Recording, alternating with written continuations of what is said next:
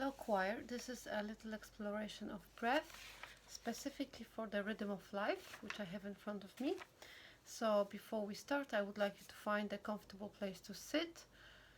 Hopefully not a soft sofa or an armchair. Try to find something harder to sit on, so you can have a connection to your sitting bones and have the rhythm of life in front of you as well. And we're just gonna start with noticing the space around us, the front, the back, which is not that obvious actually, and the sides, and just bringing a gentle attention to your breath flowing through your ribs.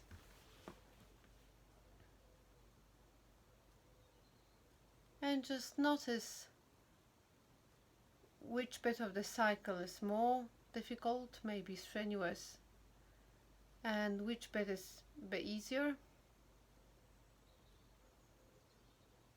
Notice as well whether in-breath is longer or the out-breath is longer. There's no judgment, just a gentle observation.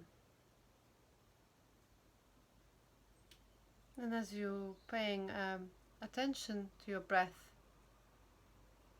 you may just allow very gently for your out breath to become slightly longer.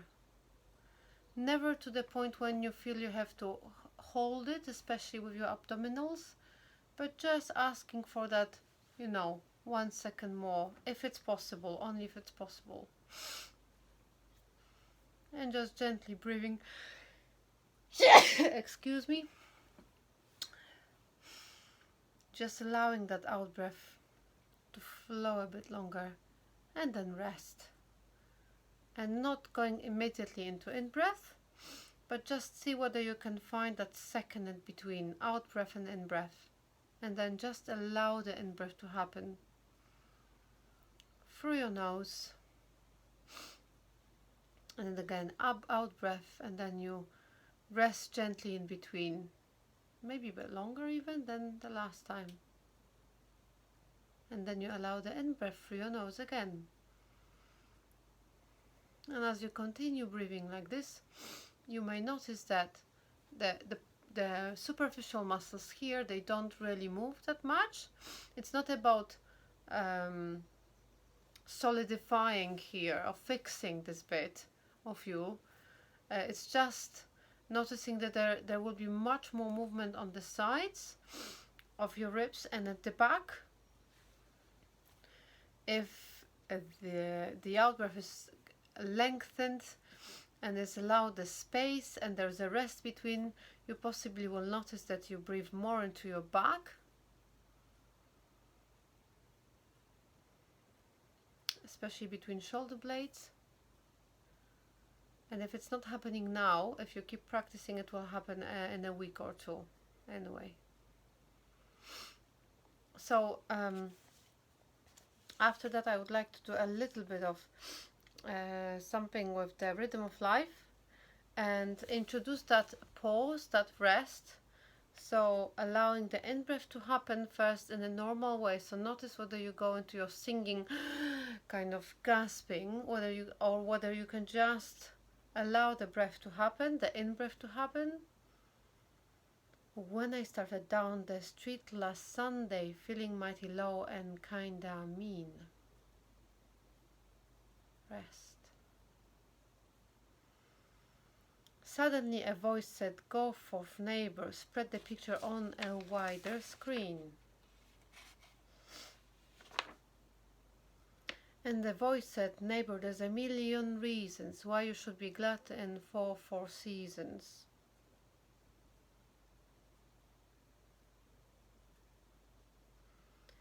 Hit the road, neighbor, leave your worries and strife. Spread the religion of the rhythm of life.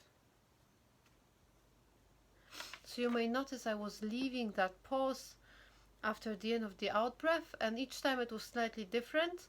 So obviously when you do it, you can do it your own way. You don't have to practice exactly with me in the same time, in the same timing, so to speak. So I'm going to do it one more time, and really pay attention at the end of saying the phrase, whether you don't start holding, really gentle out breath and allowing that rest in between. Okay, so let's do it one more time. So I'm starting with letter A again, page 3, so the first page. 1, 2, 3. When I started down the street last Sunday, feeling mighty low and kinda mean.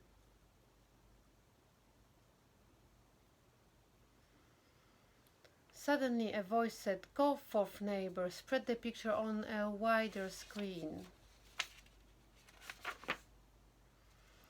And the voice said, "Neighbor, there's a million reasons why you should be glad in all 4 seasons."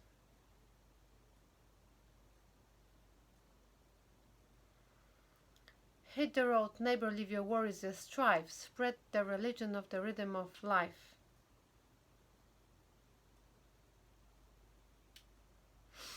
So if you practice this that way, your out breath will keep lengthening and your in breath will happen as a result of a good out breath. So just one more time, coming back to the cycle of breathing, and I'll just give you 2 additional directions. So you just keep breathing normally, just observing the cycle, and you may just add thought that on your in breath there is a direction to go down and wide, and on the out breath there's direction to go back and up. And now why I'm saying this, because if you imagine that this is my diaphragm and these are my ribs, on the in breath, in order to make the space for the breath to happen, the diaphragm flattens a bit and pushes the ribs out. You can see that, so that the whole internal organs will be slightly pushed down. That's why I said on the in breath, down and wide, a bit like a plunger, down and wide, and then the diaphragm being flattened on the out breath comes back to its position, the previous position. It's very important because you want to allow the ribs to come back to the resting position. So from there to there. If you're gonna keep holding them there, you'll just go higher and higher and higher, and then that's what happens when we're gasping for the breath. Okay, so down and wide in breath and out breath, back and up. Down and wide in breath and out breath, back and up. It would be great if you could just even, for a couple of times do it. I don't know, when you read your newspaper, or you talk to someone and you just listen. So just becoming aware of your breath, down and wide on the in breath, back and up on the out breath, allowing the movements of the ribs, allowing the out breath to keep lengthening, and allowing that pause after the out breath, so that the diaphragm can be retrained and become a bit more pliable and help you with efficient singing.